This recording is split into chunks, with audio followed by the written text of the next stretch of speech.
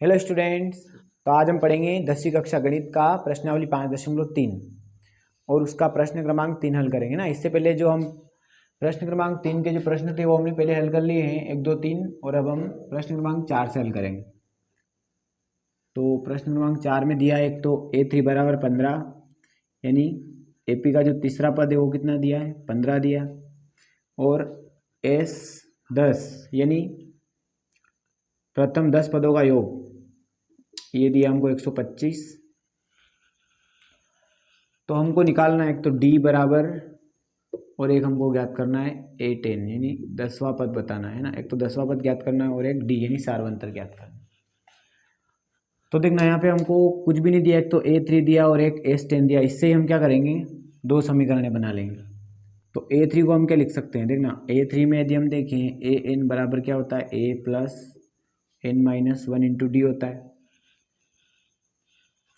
तो यहाँ पे AN की जगह क्या दे रखा A3 दे रखा, तो देखना AN की जगह यदि हमने A3 रख दिया तो बराबर A की जगह कौन आ जाएगा, A कोई नहीं हमारे पास तो A ही रहेगा है ना, प्लस N माइनस 1। तो देखना N कौन होता है, जो यहाँ पे A के साथ में होता है वही N होता है। तो N क्या है यहाँ पे 3, तो 3 माइनस 1 और D हमको ज्ञात करना है, इसलिए D हमारे पास में नहीं है। अब A3 की जगह कितना दिया 15 दिया है, तो A3 की जगह कितने लिख देंगे 15 लिख देंगे, बराबर A कौन है A कोई नहीं है, प्लस 3 में से 1 गया तो ये बचा 2 और 2 का गुणा होते ही क्या हो गया 2D हो गया। अब हम इसको सही से लिख लेते हैं, नहीं भले ही दोनों बराबर में दे रखे तो हम A प्लस 2D को इधर भी लिख सकते हैं, 15 को इधर लिख सकते हैं। तो हम इसको लिख लेते हैं A प्लस 2D बराबर 15 और ये हो जाएगी हमारी समीकरण नंबर 1 है ना। A3 बराबर जो 15 दिया था इससे हमने क्या बना लिया, एक समीकरण बना ली A प्लस 2D। A3 को हम क्या लिखते हैं A प्लस 2D लिखते हैं और बराबर में 15 है तो बराबर में 15 ऐसे के ऐसे आ गए यहाँ से है ना। अब हम लेते हैं S10। तो ये दिया है, चूंकि यहाँ पे S10 दिया इसलिए यहाँ पे हमको SN वाला ही सूत्र लगाना पड़ेगा है ना। SN वाला सूत्र होता है N/2 ब्रैकेट में A plus 2A plus N minus 1 और D है ना, ये फॉर्मूला होता है इसका। तो यहाँ पे हम देखेंगे कि SN की जगह कितनी है, N की यहाँ पे जो N का मान दे रखा है वो कितना दे रखा है 10, तो यहाँ N की जगह हम रख देंगे 10 बराबर N/2। तो यही N की जगह यदि हमने 10 लिखे तो यहाँ पे भी कितने लिखेंगे 10/2। अब 2A तो 2A ही रहेगा, प्लस N माइनस 1 तो N कितना लिखा हमने 10, तो यहाँ कितना हो जाएगा 10 माइनस 1 और बचेगा D। अब देखना ये तो कैंसिल हो जाएगा, 2 एकम 2 और 2 पंजे 10 5 बार, और S10 का मान कितना दिया 125, तो इसकी जगह क्या लिख लेंगे हम 125 बराबर यहाँ से कितने बचे 5, तो हम यहाँ से लिख लेते 5। अब देखना 2A को हमको ऐसा ही लिखना है और 10 में से 1 गया तो ये कितना बचा 9 और 9 का गुणा D में करेंगे क्या हो जाएगा 9D। ठीक है, अब हमको करना है जो 5 जो इसका गुणा, या तो 2A प्लस 9D में गुणा करते हैं, फिर 5 को इसके बटे में भेज सकते हैं ना। चूँकि 5 इन दोनों के इकाई में गुणे में इसलिए इधर आएगा तो बटे में आ जाएगा, बटे में भेज दें इसको है ना, ताकि कैलकुलेशन छोटी हो जाएगी। तो 105 जो है वो 125 के बटे में आ जाएगा। इधर से क्या बचा, यहाँ बचा 2A प्लस 9D। अब इसको कैंसिल कर लेते हैं, 5 से 125 को कैंसिल करेंगे तो 5 एकम 5 5 दूना 10 और बचे 2 तो 5 5 25 यानी 25 पंजे 125। तो इधर क्या बचा हमारे पास में 25 बराबर 2A प्लस D, 9D है ना यहाँ पे 2A प्लस 9D। तो देखना 2A प्लस 9D को हम लिख लेंगे इधर बाईं तरफ और 25 को उधर लिख देंगे, चूँकि दोनों बराबर में इसलिए। तो ये हो जाएगा 2A प्लस 9D और बराबर 25 और ये हो गई हमारी समीकरण नंबर 2। अब हम लगा देंगे समीकरण 1 और 2 में विलोपन विधि है ना। ये रहेगी समीकरण 1 और ये 2, तो समीकरण 1 व 2 से तो समीकरण 1 क्या बनाई हमने A प्लस 2D बराबर 15 और यहाँ पे बनाया हमने 2A प्लस 9D बराबर 25। तो देखना जब भी हम विलोपन विधि यहाँ पे लगाते हैं तो हम देखते हैं कि जो चर पद है, ए वाला पद हुआ या फिर डी वाला पद हुआ, तो इन दोनों में से हम एक बराबर होना चाहिए ना, समान होना चाहिए। जैसे यहाँ पे 2 ए तो यहाँ पे भी 2 ए होना था, या फिर इन डी में एक डी वाला पद बराबर होना था। तो क्या करेंगे, बराबर करेंगे। तो इसके लिए हम समीकरण 1 में क्या कर देंगे, 2 से गुणा कर देंगे, और 2 में 1 से गुणा कर देंगे।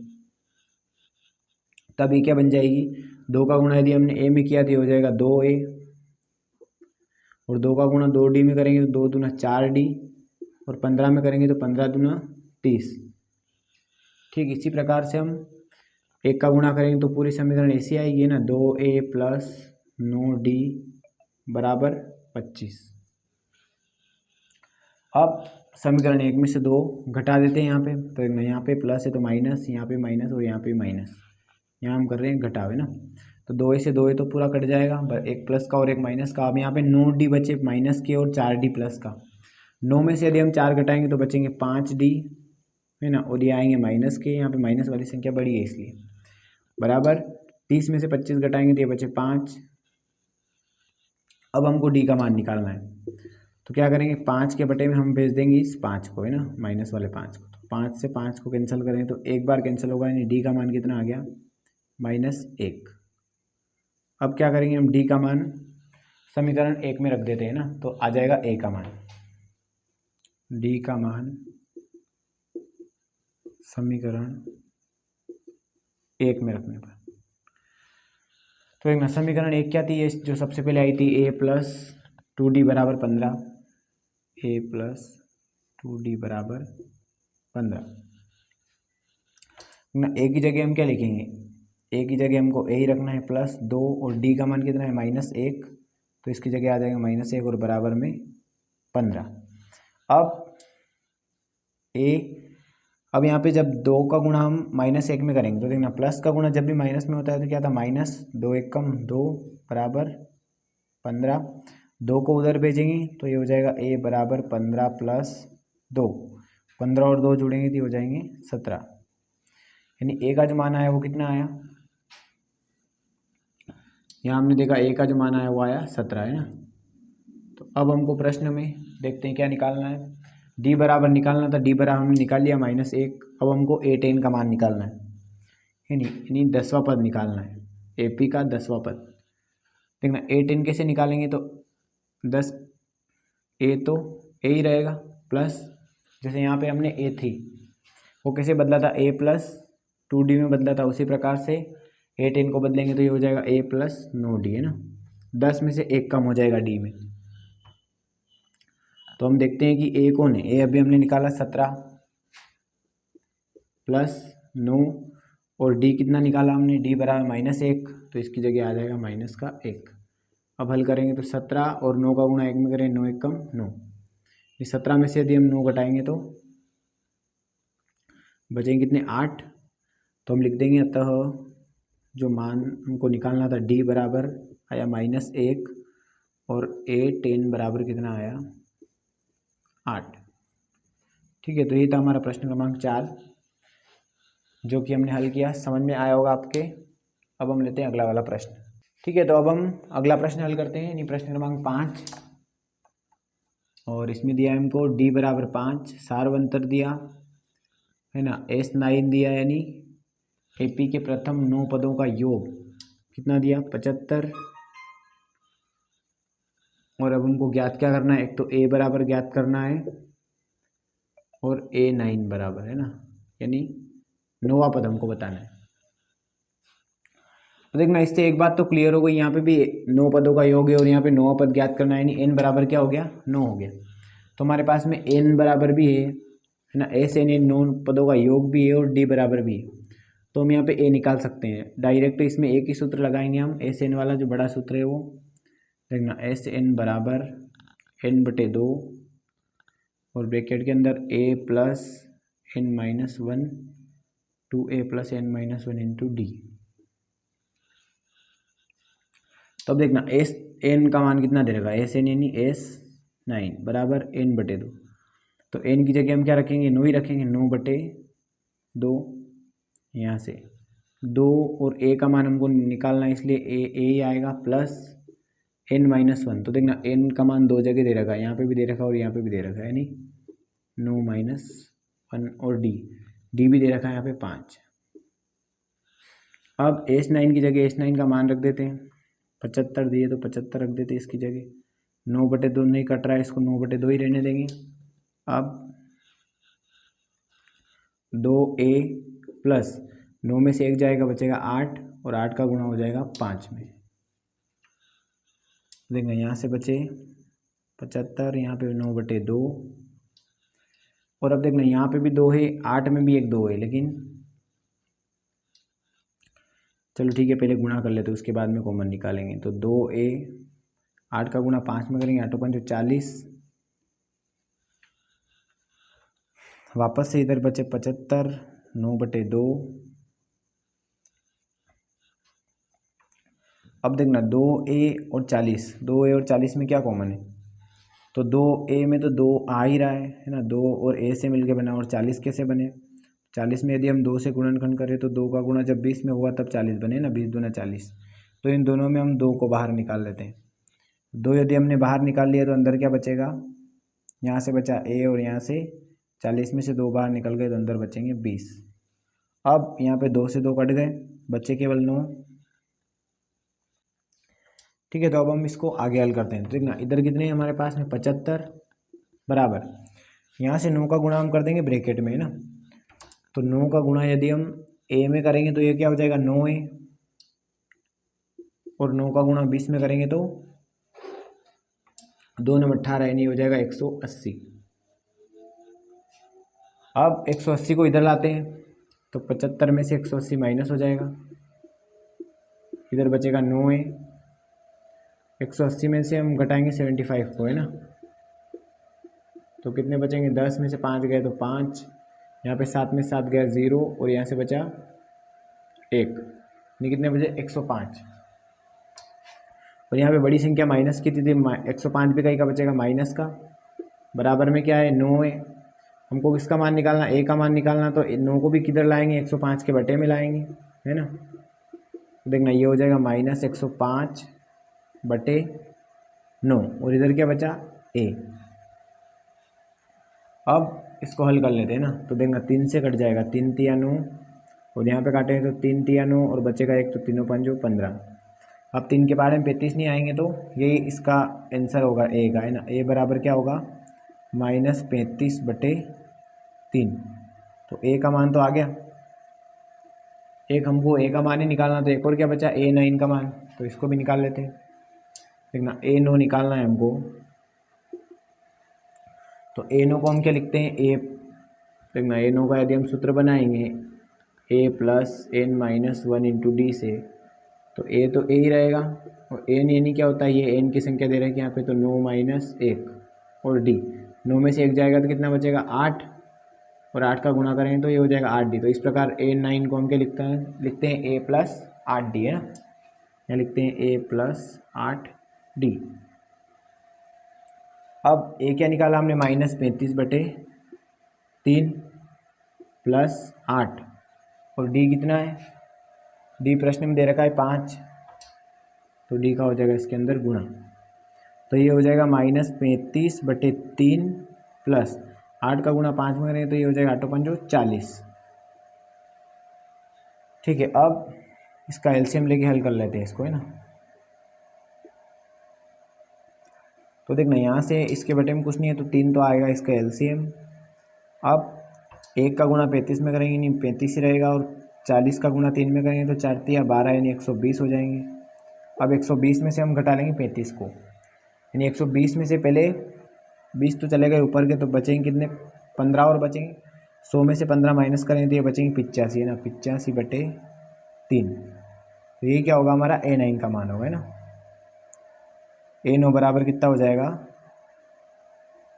85/3, और a का मान हमने निकाला -35/3। ये दोनों क्या है हमारे आंसर। ठीक है, तो ये हमने हल किया प्रश्न क्रमांक 5, समझ में आया होगा आपके। अब हम लेते हैं अगला प्रश्न। ठीक है, तो अब हम अगला प्रश्न लेते हैं, इसका प्रश्न क्रमांक 6।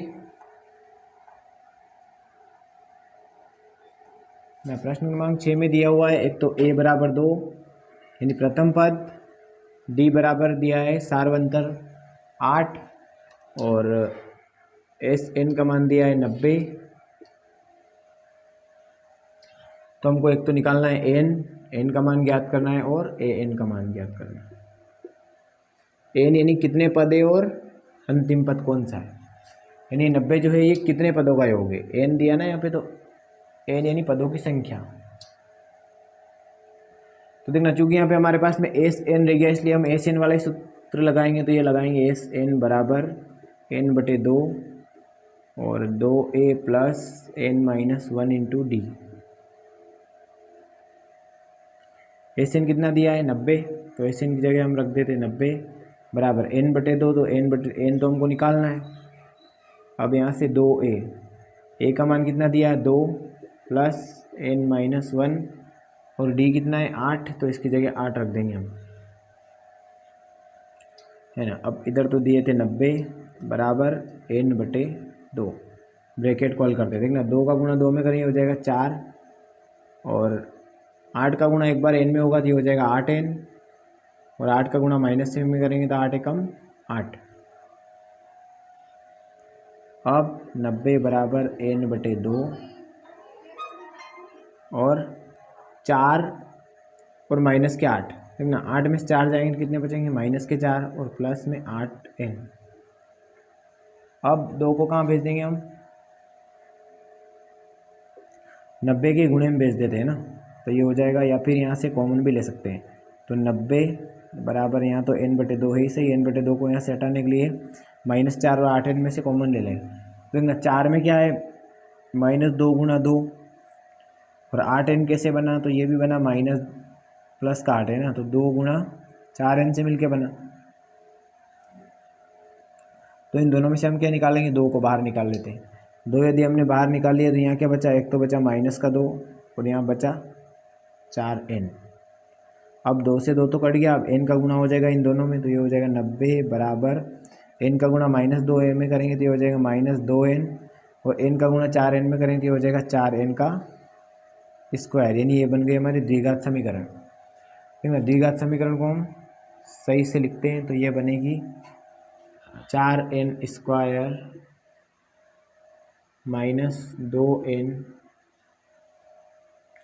बराबर 90। तो एक ना हमको 90 को भी इधर लाना रहता है, तो 90 को इधर लेके आएंगे, बन जाएगा 4n स्क्वायर -2n माइनस 90 बराबर 0। तो अब यहाँ से यदि हम देखें तो इनमें सब में 2 कॉमन आ रहा है ना, इसमें भी 2 आ रहा है, इसमें भी 2 आ रहा है, इसमें भी 2 आ रहा है, तो हम 2 को बाहर निकाल लेते हैं, या फिर समीकरण में 2 का भाग लगाने पर इसे भी हम इसमें कर सकते हैं, समीकरण में 2 का भाग करने पर। तो देखना यहाँ 4 के आधे हो जाएंगे, या बच जाएंगे 2n स्क्वायर, 2 से भाग लगाएंगे, 2 से 2 बार कट जाएगा, यहाँ 2 से 2 ही कैंसिल हो जाएगा, 2 से काटेंगे तो 90 के आधे हो जाएंगे, नहीं 45 हो जाएंगे। तो अगली समीकरण क्या बनेगी, 2n square minus n minus 45 बराबर 0। अब यहाँ पे हमको लगाना है गुणनखंड वाला नियम, यानी जो स्टार्टिंग की जो संख्या रहती है, पहली संख्या 2 और आखिरी वाली a और c का मान जो रहता है उसका गुणा करते हैं हम। तो 45 दूनी कितने आए, 90 आए। तो अब हमको 2 संख्याएं ऐसी लेनी जिनका गुणा करें तो 90 आ जाए और जोड़े घटाए तो 1 आ जाए। तो ये कब आती है, हम 90 का गुणनखंड करेंगे तभी आएगी। देखना 2 से लगाएंगे ये जाएगा 45 बार, अब नहीं लगेगा 2 से, इसको लगाएंगे 3 से, 3 एकम 3, 3 5 15, फिर लगाएंगे 5 से, या 3 से भी लगा सकते हैं, एक बार वो लग रहा है 3 5 15 और अब लगेगा 5 एकम 5। यानी ये जो 4 संख्याएं हैं आई है हमारे सामने, इन चारों में से हम यहाँ पे 2 संख्याएं कौन सी भी ले सकते हैं मिला के। तो यदि हमने इधर से लिया 2 3 6 और 3 5 15, तो ये तो नहीं हो रहा है ना, तो दूसरी वाली संख्या लेते, 5 दूना 10 और 3 3 9, ये हो रहा है। देखना 5 का गुणा यदि हमने 2 में किया तो ये बन रहा है 10 और 3 का गुणा 3 में करें तो ये बन रहा है 9। तो यदि 10 का गुणा हम 9 में करेंगे तो 90 भी आ जाएंगे और 10 में से यदि हमने 9 माइनस किया तो 1 भी आ जाएगा। यही संख्या हमको यहाँ पे चाहिए थी। 2 संख्या हमको मिल गई गुणनखंड करने पे 10 और 9, तो हम -n को ही तोड़ के यहाँ लिख देंगे -10n + 9n। है ना, इसको ही बदलना रहता है खास हमको। माइनस के 45 इधर बच जाएंगे और आगे क्या था 2n का स्क्वायर। अब हमको इन दोनों में से क्या करना है, कॉमन लेना है। तो 2n स्क्वायर और माइनस 10n में क्या कॉमन है, तो यहाँ देखते हैं हम कि n तो दोनों में आ रहा है लेकिन 2 यहाँ पे और 10 के अंदर भी 2 है, क्योंकि 10 कैसे बना है, 2 गुना 5 से मिलके बना है। तो इसमें से हम 2 को बाहर निकाल लेते हैं। तो यहाँ पे अंदर क्या बच जाएगा, 2n भी निकालेंगे। यहाँ बचेगा एक तो n माइनस यहाँ से बचेगा 10 में से 2 बाहर निकल गया और n भी बाहर निकल गया, यानी केवल क्या बचेगा 5, प्लस यहाँ से भी 9 को बाहर निकालेंगे तो यहाँ बचेगा n माइनस 5।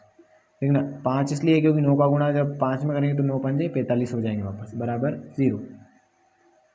तो एक तो आया n माइनस 5 और एक आया 2n प्लस 9 बराबर 0। अब इसको हल करते हैं। तो एक बार तो हम रखेंगे n माइनस 5 बराबर 0 या 2n प्लस 9 बराबर 0। तो n का मान निकालेंगे, 5 उधर जाएगा, का हो जाएगा प्लस का 5 हो जाएगा। तो n बराबर क्या आ गया 5, और यहाँ से 2n का मान निकालेंगे तो 9 उधर जाएगा, ये हो जाएगा माइनस का 9, और n का मान निकालेंगे तो माइनस 9 के बटे में कौन चला जाएगा 2।